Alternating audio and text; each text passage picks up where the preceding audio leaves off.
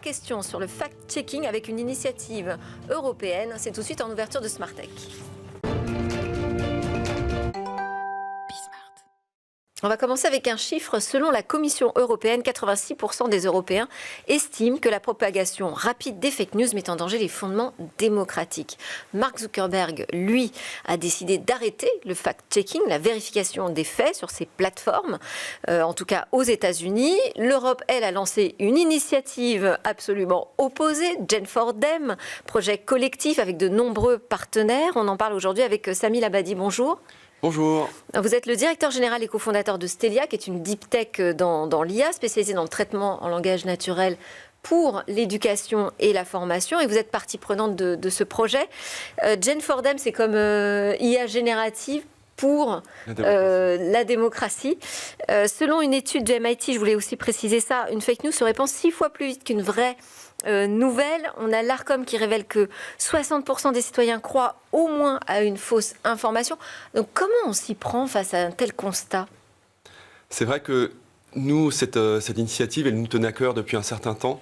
Et c'est pour ça qu'on s'est réunis avec Vision Trust, avec l'AFP et 5 autres startups côté information.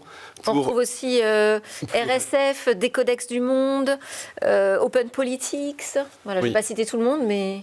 Exactement. Donc plusieurs spécialistes. Les spécialistes de la désinformation, finalement. Et l'idée, c'était de mettre toutes nos expertises en commun, nos données, nos services, pour analyser l'information et donner les clés en fait aux citoyens et pour mieux comprendre l'information. Parce qu'aujourd'hui, il manquait des passerelles entre les différentes initiatives. Exactement. Chacun vient avec des sources au format différent, des services hétérogènes. L'idée, c'était de construire ce qu'on appelle une sorte de marketplace, un data space, qui rassemble tous ces acteurs au service de la lutte contre la désinformation. Alors, pour reprendre les mots de Mark Zuckerberg, il nous dit en gros que les IA, elles font trop d'erreurs. Le problème avec ces systèmes complexes, c'est qu'ils font des erreurs. On atteint un point où il y en a trop de censure. Est-ce que Mark Zuckerberg se trompe, selon vous ? Oui, tout à fait. Parce que là, cette initiative va reposer justement sur un système algorithmique. Exactement. Et pour nous, c'est la seule solution qui permet d'accompagner le citoyen. Aujourd'hui, on a des systèmes autoritaires qui sont sur du filtrage, et on le voit sur les IA comme DeepSeek, qui évitent certains sujets et ne répondent pas sur les... Faites référence au grand modèle chinois dont tout le monde parle en ce moment, oui. Exactement. On a l'approche américaine, qui était sur une modération humaine plutôt. Et algorithmique, justement. Oui. Nous, notre approche, c'est vraiment d'éclairer en fait, le citoyen en rapprochant des sources fiables et en montrant une synthèse en fait, de toutes ces sources face à une fake news. Mais donc quoi, il n'y aura pas du tout d'intervention humaine dans ce projet ? Alors, il y a tout de même une intervention humaine pour régler les algorithmes. Ces algorithmes seront publiés en open source pour des raisons de transparence et aussi d'optimisation collective.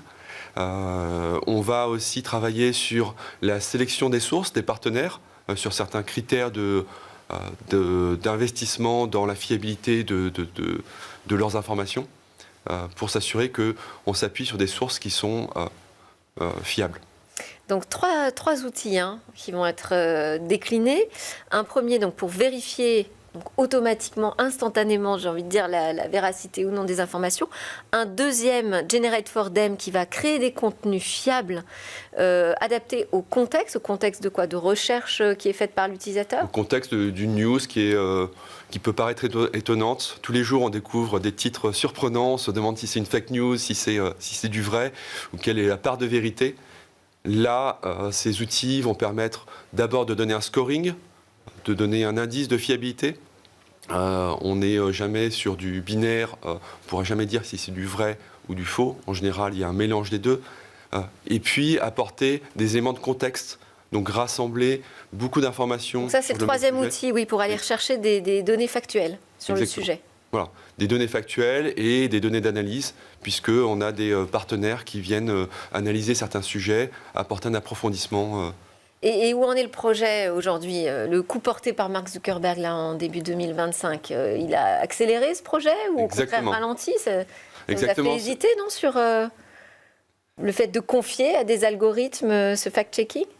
Non, en fait, la décision de Mark Zuckerberg est d'abord motivée pour être plus aligné avec Trump. Et sa politique d'ouverture, de free speech, qui vire à la foire d'empoigne entre de la désinformation, des insultes, et vraiment un signal très négatif. C'est pas du tout une remise en cause des algorithmes. De toute façon, avec l'IA générative, ça devient un outil de propagation, de création de la désinformation. Donc, il faut lutter avec les mêmes outils. Exactement. En fait. C'est ça que vous nous dites, ouais. Avec les mêmes armes. Oui. Et donc, où en est le projet aujourd'hui ? Alors, on a réuni les premiers partenaires, on est sur un cadrage précis du projet et des étapes qui mèneront à la solution. On est aussi en train de rassembler des partenaires,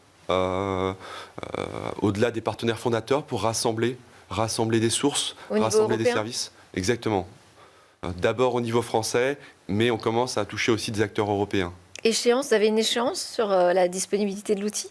Alors, on vise fin du premier semestre pour avoir une version de démo qui soit fiable sur un contexte assez restreint. Oui, parce que vous savez comme ils sont surveillés, ces outils aujourd'hui. Exactement. Merci beaucoup, Samil Abadi. On vous suivra ce projet avec vous. Vous reviendrez nous en parler, je l'espère. Je rappelle que vous êtes le directeur général, cofondateur de Stelia, et donc derrière ce projet, dont le nom m'échappe là d'un seul coup, rappelez-moi. Jen Fordham. Jen Fordham, merci beaucoup.